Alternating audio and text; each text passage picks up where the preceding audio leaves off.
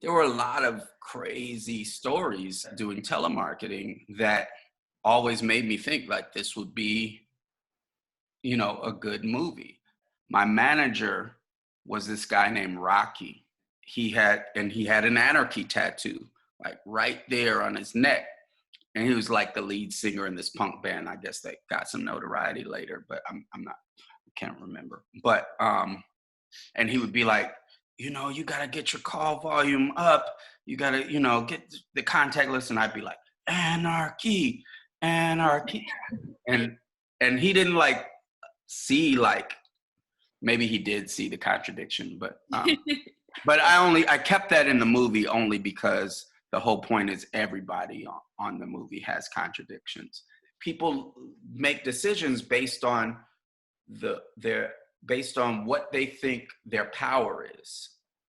So a lot of people are like, I know what the system is like, but I don't think there's anything that can be done to change it. So I'm going to get in this place. I'm going to get in that place. Maybe sometimes they have an idea in their head that they will make things a tiny bit better or something like that. But either way, it's more like they don't see a movement that can actually affect the way those things are.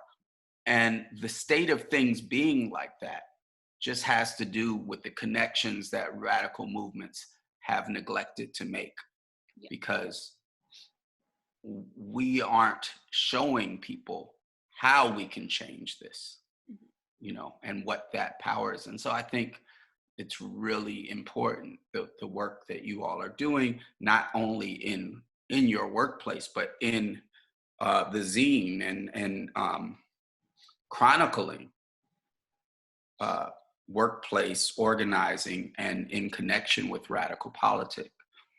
And I think one thing I was going to talk about earlier that I forgot that was very inspiring.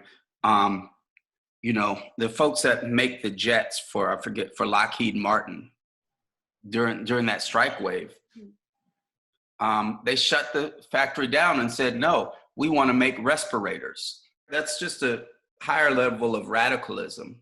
It unfortunately didn't get talked about a lot. There were a couple little articles, but Yeah.